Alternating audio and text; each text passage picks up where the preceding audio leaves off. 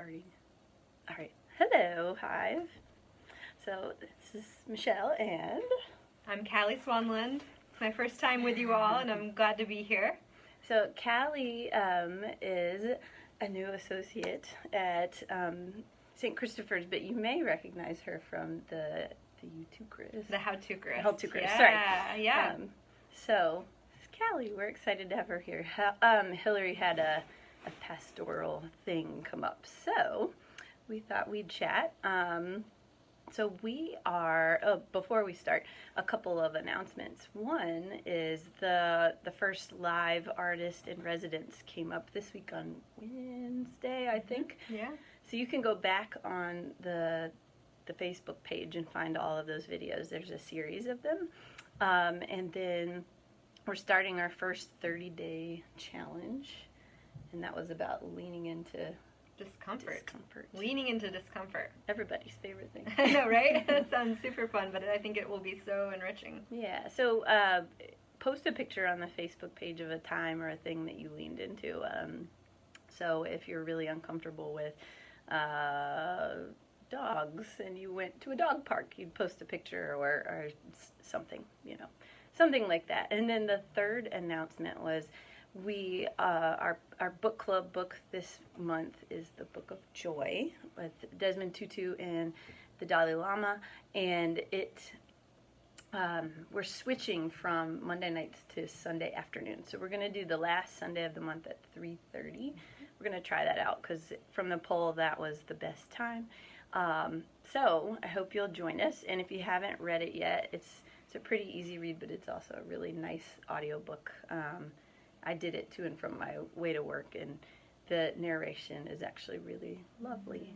So, yeah. That's great. That's all. So we wanted to talk about the work-life balance, especially for those of you with kids. You've probably gotten through your first month or two of back to school, and if you're anything like me, you're kind of thoroughly exhausted. So. It's true, and it's sort of like for me it feels like we just started, and we rounded into October. We're looking at things here at the church. We're looking at things that are late October, November. I'm like, we're going to be at December all of a sudden. So it's that balance of like, we just started, we're just getting these routines down, and we're almost at Christmas. Yeah, at school we were talking about, we got through that first big hump of all the beginning things, like the back to school nights, the first everything. And so we've found our stride in our routine. And I feel like I can exhale, but everybody around me at school says, and now the holidays. And I just want to say, just stop for a minute. Well, it's like when you go into a store at this time of year. There's Christmas trees. There's three holidays ahead of you. I'm like, should I get a pumpkin soon? On October 6th, 7th, what are we at? 7th right now? Yeah. And that's a spiritual discipline of presence, right? Of trying to figure out how to be where you are right now without having the next 10 things figured out. Yeah, I mean, I told my daughter, she loves Halloween, and so she talks about her costume all year round, which means her costume has changed probably 24 times, twice a month it changes. So I told her the last weekend of September we can order something, and then we're done talking about it. So we did, and then I told my kids, like, we don't do pumpkins, we don't do any of that until we get to October, because we're gonna edge into it. Right. I end up breaking some of that. Like, I can't resist candy corn, but we try. So. Yeah. But you have 2 kids. I do. I have a 7-year-old and a 4-year-old, and adding to beginning of school year stuff was also they had new schools this year. We're living in a new city, new schools, and so the transition was not as smooth as I would have imagined, and it was just because we're getting used to different things. We're leaving the house at a different time to get to school, going 2 different directions to get them to school, figuring out, different allergies in the classroom. You know, what can you pack for lunch and all of those things. But I remembered people saying my older kid is so outgoing and extroverted that she's always been thrilled when school starts. Mm-hmm. But I remember that people said how their kids, especially when starting like kindergarten, would come home and just like either break down, melt down, or cocoon into themselves because it's a lot of time with other people. Yes. And so I had never really experienced that, but I saw it a bit with my 4-year-old going to pre-K full day. Mm-hmm. And at the end of that first week,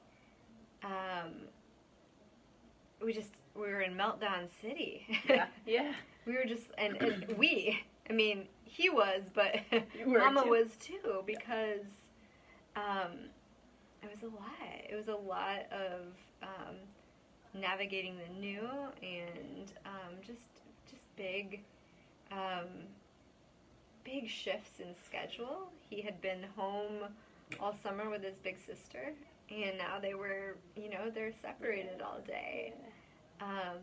So getting used to all of that is, it's just a shift. It's a shift. And how do you find time for family stuff? How do you, my second grader now has a ton of homework, and so like, time where we might have sat reading books on the couch, I feel like sometimes I'm like, you gotta do homework.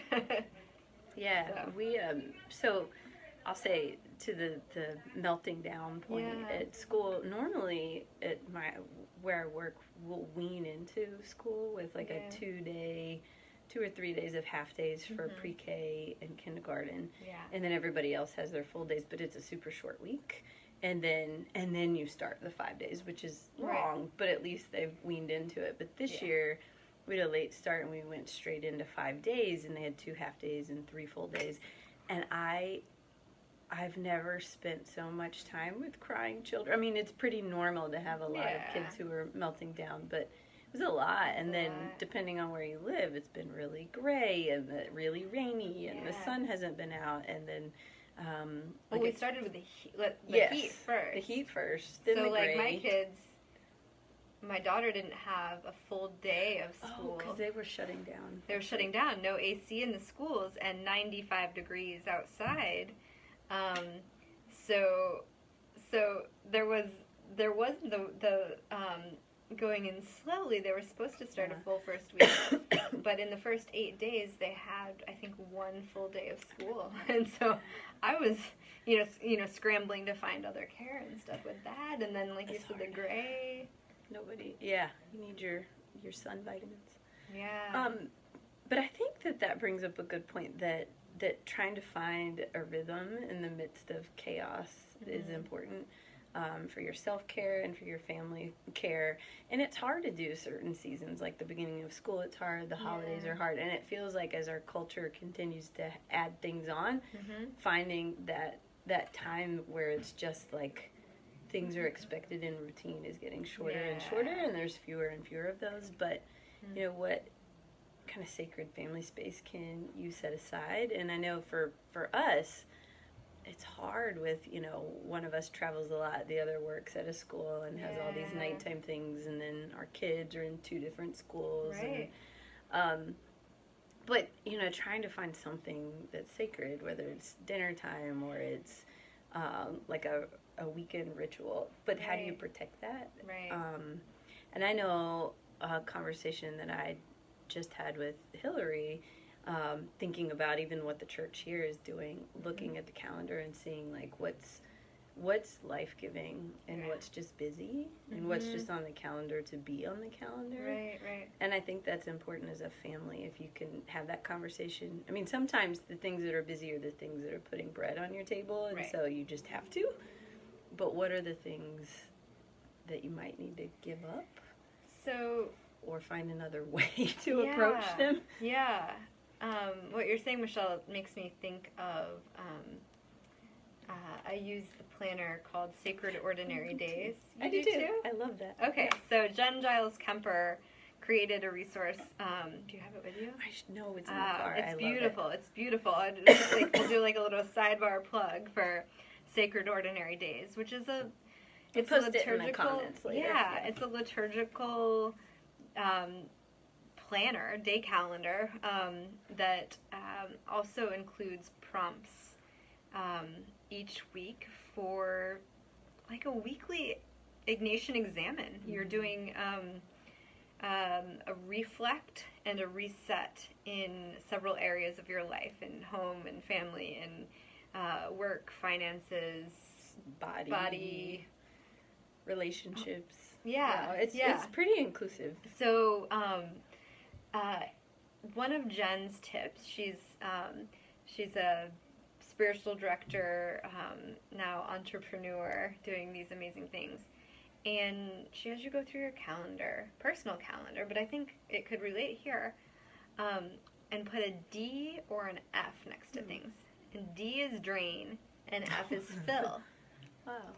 And that's been a helpful practice for me in realizing we can't avoid the drains. Like you said, there are things that we have to do. We have to go to the dentist. It's a thing. It's a thing we have to do. What's that? We have to go to work. You have to go to work. And those may drain our energy. Those may not be our soul, our life-giving things. But we can pay attention to, so if I have 3 drains in my day, if I have 3 appointments back to back that I know are going to take a lot from me, maybe then I can put a little thing in there that says 15-minute walk or music break, dance party in my office, that sort of thing. So with our family life too, I think I wonder if you could apply it to what you were just talking about. Yeah. And look at your family things that are drains versus fills. So often on Saturday mornings, I feel like I have to get some laundry done, get some cleaning done, all those sorts of things. But my kids haven't had time with me one-on-one all week, and they want to get out and have some just quality mama time. So how do I navigate that? How do I put these family needs in? I mean, they need me to wash our dishes so they have something to eat off of. They need some clean clothes for school the next week. But balance that with things that give us all life, like a trip to the zoo.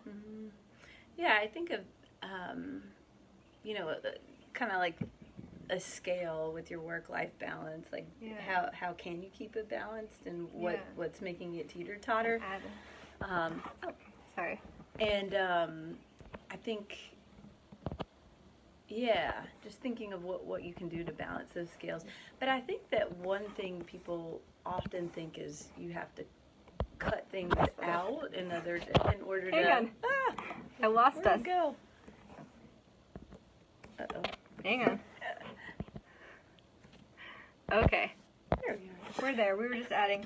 But you have to cut things out in order to add things in. I don't think that's necessarily true all the time. I think, for me, I've had to think about if I'm going to get the laundry done and the dishes done and still spend time with my family, is there another way I can do that? Is there something else that either can go or needs to be changed? And, a lot of times for me, instead of Saturdays being my laundry day, I have to get up a little bit earlier. Yeah. And I'll do laundry early in the morning when people are sleeping. Right. Which I really enjoy sleep, so I don't like that very much. But the time I get back with my family is better. I'm working on it. And, me trying to fill myself up spiritually, if my family's awake, that doesn't happen in the way I want it to. So I have to get up earlier.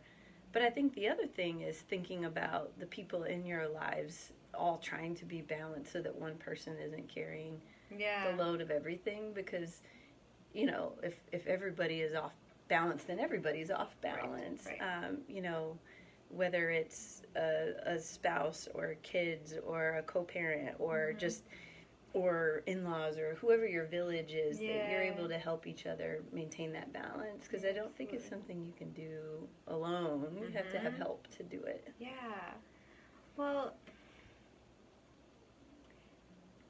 and the metaphor of like filling up your cup, I find that I need that and that my kids need that, and that off-kilterness comes when I haven't done that. And for me, what I realize as we sit here on Facebook Live, Facebook is one of my things. I give people the discernment tool all the time. Is there a behavior or something in your life that is life-giving or soul-sucking? Facebook and my time on my phone in general is life-giving for me in very small increments. And more often than not, it tips the scale towards soul-sucking. I agree with that. And it's not just my own soul that it sucks, because what I find is that when I feel extra busy, I might be trying to sneak in a quick work email during dinner.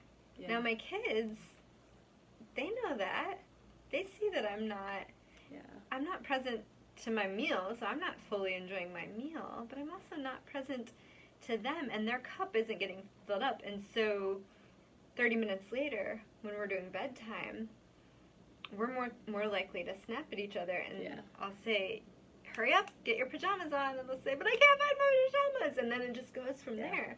Yeah. Whereas, like, simple but hard to actually implement is for me to just get down on the ground with them or scoop them up into my lap and read to them for 20 minutes, or have that meal completely device-free and really ask them about their days and engage them on one thing I like to do is something that made you laugh, something that made you sad, something you learned today, something you failed at today or didn't do so great at today.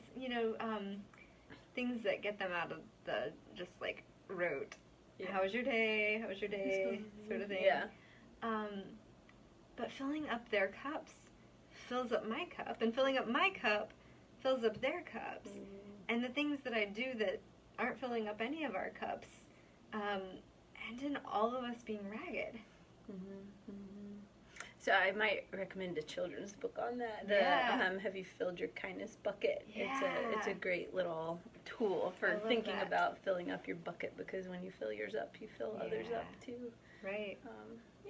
So I don't know. I don't think there's any easy answer to the balance, but you're right. Like being present and leaning into the moment that you're in. Right. Is such a challenge for me, but I think it's important. And it's important to realize that everything's not black and white. Like your phone is not bad. It's a wonderful tool. Right. But it has its time and its place. It does.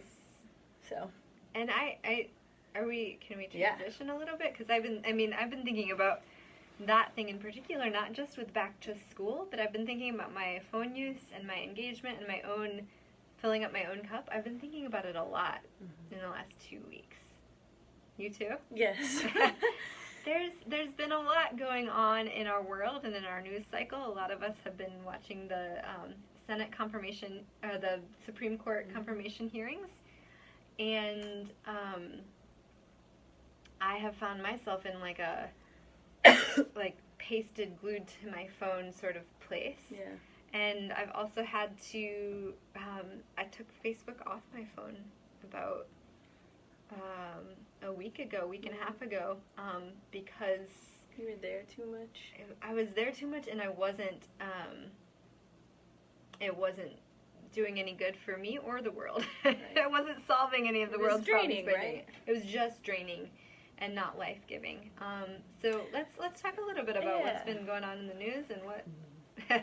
What has been going on in this? Yeah, I think. Well, to that point of looking at what's going on, my husband and I were talking about this last night, like how much looking at the news and being upset about it, like how much is that going to help anything at some point? You know, you can't just sit there in that pain and suffering and awkwardness and, you know, that you have to do something, or you have to move on so that you can do something. So one thing, I think everybody who's been watching the news comes at it from a really different angle right now, which is shocking to me sometimes because, you sort of think, well, how does everybody not see like me? Right. And I was reading a quote the other day. It was a reminder that, when you think God is angry at everybody that you're angry at, then maybe you've made God in your own image. Right, yes. And I've had to remember that because I've been at odds with people. But it's a painful thing, and I think that what has been particularly hard about this whole news cycle are a few things. One, it's bringing up things for people who've survived traumas and abuse. It's bringing all of that back up again. Or maybe bringing up things that they didn't remember, or they thought they had forgotten. The other thing is, I found it awkward to talk to people sometimes. Like the people that you thought you were on the same page with. Right. It's hard to talk about this. Yeah. It's hard for me actually to talk to men about what's going on because even though I've never survived that kind of trauma, I can imagine what it's like, and I think of my friends, and I think of like my body being, and I think of my daughters, and it's hard, and I was telling, I told my husband, and Hillary and I were talking too. I said, this is something I can't explain because it's something I feel in my body, in my bones. It's this weird response that I can't explain to you, but it's a bodily something. Yeah. So that's made some conversations a little awkward, and has also made me realize that maybe this is why something like the Hive is life-giving, because some conversations, maybe they really do make more sense for women to have together or men to have together. Not that I'm trying to separate the sexes, but... Right. Well, and what I found with the Kavanaugh confirmation hearings and Dr. Ford's testimony were that people in my life who are survivors of sexual assault were telling their story for the first time, and some of it was the first time I was hearing their story, but for some of them they were doing something really like, here, open my heart, vulnerable, and brave, sharing their story for the very first time. And I'm hearing about sexual assault hotlines being at capacity. They've received more calls than ever, and so both of us are in settings where we also care for people. Me in a parish setting, caring for parishioners, and you in a school setting, caring for faculty and students. And I think we're finding a balance too between caring for ourselves and caring for our people, because now that all of these sort of stories are floating around, we want people to know that they have a safe space, and I think that the Hive can be one of those spaces where people can process things. But in that, you alluded to this polarization that continues to happen specifically in the United States, but this divisiveness that is being drawn even further and further between us, and how do we hear one another? How do we see one another? How do we be in community with one another and still true to ourselves? Be true to ourselves. And in this Christian setting, we're not. Our compass isn't just, oh, this lives somewhere inside me, and I think this feels good, this feels right. But we're also talking about the gospel, and we're talking about following what Jesus taught us, and those gospel messages weren't always comfortable. I think our theme today is like this leaning into discomfort thing that we're talking about is definitely playing out. There's been a lot of I think discomfort is far too weak for what people have felt over the last couple of weeks with the news cycle, but there's been the things that have come up in the news cycle have caused a lot of discomfort between people in communication with one another, and we're all as Christians trying to follow the gospel and Jesus's uncomfortable words of lifting up the outcast and stranger and caring for the poor and marginalized, and that stuff wasn't easy. It wasn't easy then. And it's not easy now. Yeah. Loving your enemy. Love your enemy. Yeah. How do you love your enemy? Pray for your enemy. Love your enemy. Not just tolerate your enemy. Yeah. You know? Right. And this kind of stuff is interesting because it brings up, like, you know, who is my neighbor? And if I'm at odds with you, does that make you my enemy? Or are you still my friend, but we've got some stuff to work on? And that's hard, you know. It's hard when I found, like, this week, even in ministering with people, being on a little bit of a different page or a little bit of a different level of understanding, but that doesn't mean that our ministry together stops. Right. But you know, we still have to talk and be open with one another. And how do you do that? And how do you do that with vulnerability, but also there still has to be trust to have some of those conversations. But the other thing, to your point about stopping and walking away sometimes, I think that's important, and I think going back to our original discussion of children, like figuring out when to watch these things, when to listen to these things, when to talk about them, and how to talk about them with your children. Because I'm not a believer in thinking that children don't need to hear things until they're 25 years old. Right. You know, like, too late. It's way too late. I think things can happen on an age appropriate level. Whether that means with a you know, for me, a 2-year-old and a 5-year-old, you just talk about touch that's appropriate and okay, and yes and no, and you know, those sort of things. Like, you can teach consent early. Consent. I mean, I can look at. We used to do the thing where I'd make different faces, and I'd say, "What is this face?" and "What is this face?" and helping my kids recognize emotions, because if someone's got a mad face, let's figure out what's going on. Right then, we don't just. But it's also teaching other adults in our kids' lives, right? So, like, you don't have to force a hug on my kid. Like, that's something I actually find kind of hard when you're around a lot of well-intended older adults. Yes. Talk about a church setting. I mean, like, in a church setting, even. They don't have to hug you or shake your hand. They can just say hello. That's okay. They give me a hug, and, like, a kid feels like they don't have to, or that they don't want to, but they don't have a choice. Well, and as a parent, something I remember learning and reading that was poignant to me is, like, I don't own my child's body, so I can't tell them what to do with it. Like, I can't tell them, hug me, hug her. You know, there's you can just say hello. Don't be rude, but you can just say hello. And then the one last thing I was wondering that we could just address really quick is, so I have 2 girls, and you have a boy and a girl. And there's all of this different parenting language about boys and girls in this. And I just wondered what you thought as someone who has a daughter and a son. Right.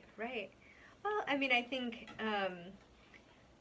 I think that we're talking about teaching consent globally. I think that's a start, is that, you know, we're not, ideally,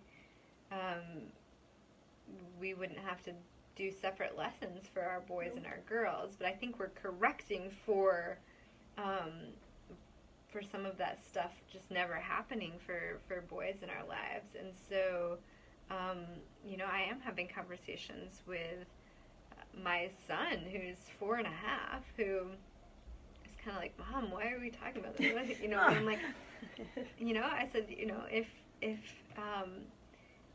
you were trying to play with someone's toys and they weren't interested in playing with you, you gotta respect that. You gotta listen to that, and that'll evolve, and that'll be things other than sharing a train set together. But how do you teach that? When my kids get a little bit older, I'm hoping to use. There's a great piece on the internet about consent is like drinking tea, and there's a clean version if you want. There's an explicit version as well. But like the concept behind it is that if you've had someone over to your house to serve them tea before, you can't just assume that the next time they're over at your house that they're going to want to have tea again, or to have tea the same way with lemon and sugar again. And they may decide that they don't want to have tea. They may decide, why don't I have a cup? And then say, actually, no, I'm done having tea. Thank you very much. And I just feel like drinking tea is a good metaphor. I think my kids are too young to understand metaphor, but if we have parents of middle schoolers and high schoolers watching, I think that they might understand that metaphor for teaching consent. So I think it starts early, though. I mean, if I waited to have these conversations with my son until he was in middle school or high school, I feel like that would be too late. I think the thing that bothers me and that I think is important to speak to is, so as someone who works with kids and who, no matter how hard I run in the other direction, I keep getting called back towards, I mean, that's my calling. So I love kids and speaking to who they are as full people and full participants in the body of Christ and in the world. Absolutely. This language that, they don't know what they're doing, or boys will be boys. I find that so terribly devaluing to who children are, who teenagers are, assuming that they don't have a sense of morality, or assuming that they would just willy-nilly hurt people because they don't know better. Right. I mean, sometimes children have taught me about care and kindness and love and empathy, even though they may not always be able to identify that's what it is. Right. They teach it so well because they live it. I've probably said this before, but I had a spiritual director that once told me, I'm convinced that babies are born looking at in the face of God, and we spend all this time pulling them away from God, and at some point as an adult you're trying to get back to that place. Right. And so I think it's important to teach and to instruct and do all these things, but also assume that children have that light of God within them, and that they know what the good is, and you instruct them towards that good. But don't assume the worst. My high school friends, even when they were, doing stupid things, they were still good people who didn't do this locker room, boys will be boys kind of stuff. And I have girls, but I would hope that if I had a little boy, that would offend me, and that I would think differently. Of course. We talk. Body of Christ, Imago Dei, is a great way to frame this for our kids. We are all made in the image of God, and that extends, in my mind, it extends to 3 areas. How we treat ourselves is related to that. I mean, if we're made in the image of God, then we need to treat ourselves with great respect. And we don't always treat ourselves with great respect. And I think some of these later problems come from others not treating us with respect, and us not treating ourselves with respect. So we treat ourselves with respect. We treat others. If we are made in the image of God, so are you and you and you. So treating others as if they are also made in the image of God. And so helping our kids find different language when they are when they're saying negative things about a peer, helping reframe those experiences, helping them stand up for themselves. It doesn't just mean like being a pushover either. Helping them learn to stand up for themselves. Our girls, maybe especially. And then God's creation. I'll put that plug in today since we're celebrating St. Francis Day here at St. Christopher's. But if we're all created Imago Dei, we're treating ourselves we're treating each other and we're treating all of creation as God's own image. My pre-K and kindergarten classes this week were talking about respect, and so we used a little Sesame Street word of the day. And I thought, Elmo puts it best sometimes that respect means being cared for and being to feel as if you're cared for and that you're important. And that is something you need to feel for yourself and for the others and for the world. And that's important. Right. Yeah, and that means treating others well. It means speaking up for yourself emphatically if you must. And caring about what's around you because we all live here. Yeah. So. Well, I'd love to just put in a plug real quick that if you are struggling with the news, with this back to school balance, whatever it may be, you are not the only one. You're not the only one. You're not the only one. However many times you need to hear that. And there are people you can talk to out there. There are priests and soon-to-be priests in your local Episcopal church who would be happy to sit down and have conversation with you and help remind you that you're not alone, help you figure out your best way forward, and help assure you that you are created in the image of God and that you are beloved. Yeah. There are many doors that are always open. Absolutely. Ours included. Yeah. Ours included. Here's our virtual door opening right now. And there may be, we're in the process of talking about maybe creating some more space for that on the Hive. I don't know what that might look like, but some dedicated space for some of these conversations. So be on the lookout for that. But, well, thank you. Thank you. Well, we hope you have a wonderful Sunday, and if you haven't blessed your animals yet, go find somewhere. If you're local Philadelphia, come out St. Christopher's at 4 p.m. today. I'll be blessing your furry and maybe reptilian creatures on the labyrinth. But my dog gets an exorcism. Everybody else gets blessed, so she needs it. Come out. It's fun. Yeah. And blessings to all of you. Well, have a wonderful day. Yeah. Thank you, Michelle. Bye. Thank you, Callie.